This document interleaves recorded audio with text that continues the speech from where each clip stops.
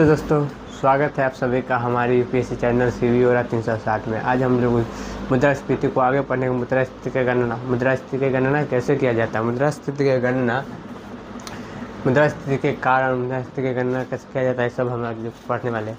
पहले पढ़ते हैं हम लोग मुद्रास्फीति के कारण। मुद्रास्फीति के कारण सबसे पहला है कि इसकी गणना मासिक आधार पर की जाती है। इसकी गणना मासिक आधार पर किया जाता है। भारत में मुद्रास्फीति की गणना मासिक आधार पर किया जाता है। भारत में मुद्रास्फीति की गणना मौसफी राष्ट्रीय कार्यक्रम क्रियान्वयन मंत्रालय के अंतर्गत एनएसओ द्वारा किया जाता है। एनएसओ द्वारा राष्ट्रीय सांख्यिकी कार्यालय, एनएसओ द्वारा राष्ट्रीय सांख्यिकी कार्यालय द्वारा किया जाता है। मौसफी के अंतर्गत राष्ट्रीय सांख्यिकी मंत्रालय द्वारा। मुद्रास्फीति की गणना में मूल्य सूचकांक का प्रयोग किया जाता है और मूल्य सूचकांक चालू वर्ष मूल्य या चालू मूल्य या आधार वर्ष मूल्य लिया जाता है। जैसे कि जो आधार वर्ष क्या है मुद्रास्फीति का 2022-23 लिया जाता है। मूल्य सूचकांक बराबर होता है PN/PO, PN/PO बराबर ऊपर कुछ भी हो, ऊपर कोई भी संख्या हो, मान लो 300 हो, चाहे 600 हो, चाहे 1000 हो, कुछ भी हो, आपको 100 से भाग कर देना। 100 से भाग करेंगे, हम लोग काटेंगे, क्या होगा 3.3 गुना, 3.3 गुना हो जाएगा। जहाँ P चालू वर्ष है और O आधार वर्ष का मूल्य है। मूल्य सूचकांक दो प्रकार का होता है, एक WPI थोक मूल्य सूचकांक और दूसरा CPI उपभोक्ता मूल्य सूचकांक।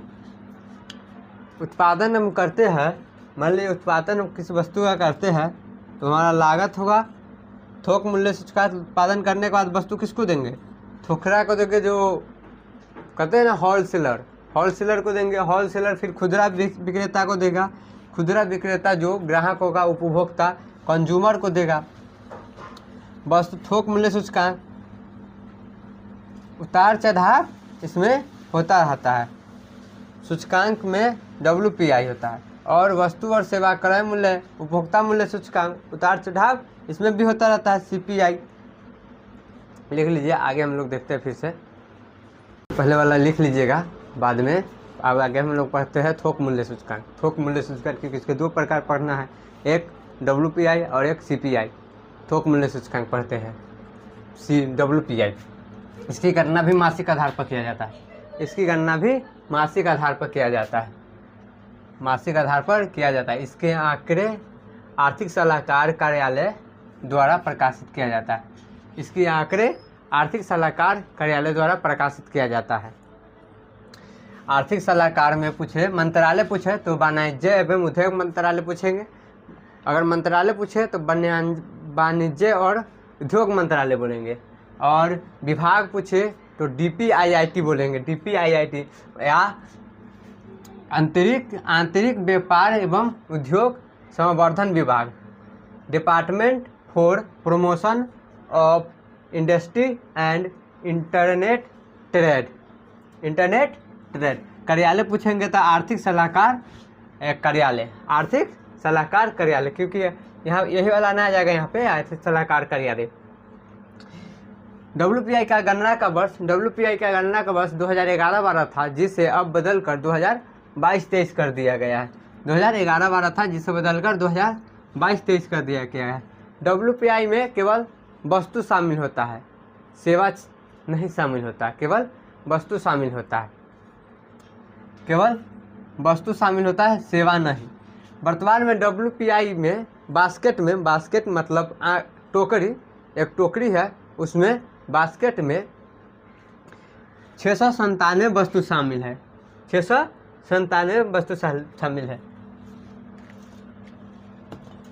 मान लीजिए एक बास्केट है, बास्केट टोकरी है, इसमें ये सब वस्तु शामिल है, 697 वस्तु अलग अलग प्रकार के शामिल है। 697, जिसका विनिर्माण सबसे अधिक है। विनिर्माण 564 है, जो है 64.2%। प्राथमिक 117 है जो है 22.6% और ईंधन 16 है जिसका है 13.2%। WPI में सबसे अधिक भरांश विनिर्माण का होता है। सबसे अधिक भरांश विनिर्माण का होगा ही क्योंकि यहाँ 564 है, 64% अकेले छेक लिया है। उसके बाद तरलता के क्रम में पूछे तो पहले ये ऐसे आ जाता है, ठीक है ना। पहले आ जाएगा, अगर पहले पूछे भरांश के क्रम में बढ़ते क्रम में लिखे तो बढ़ते क्रम में तो मालूम ही आपको, पहले छोटा फिर बड़ा फिर छोटा। या घटते क्रम में लिखे तो पहले घटते क्रम में ये सजाया हुआ है, बढ़ते क्रम में नीचे से, ठीक है। सरकार द्वारा यह तय किया गया है कि जल्द ही WPI के जगह पर CPI का प्रयोग किया जाएगा। इसके दो कारण हैं। पहला कारण है अधिकांश विकसित देश में WPI के स्थान पर PPI का प्रयोग किया जाता है। अधिकांश विकसित देश में WPI के जगह पर PPI का प्रयोग किया जाता है। और दूसरा कारण है कि WPI में केवल वस्तु शामिल होता है, सेवा नहीं, क्योंकि वस्तु शामिल होता है, सेवा नहीं।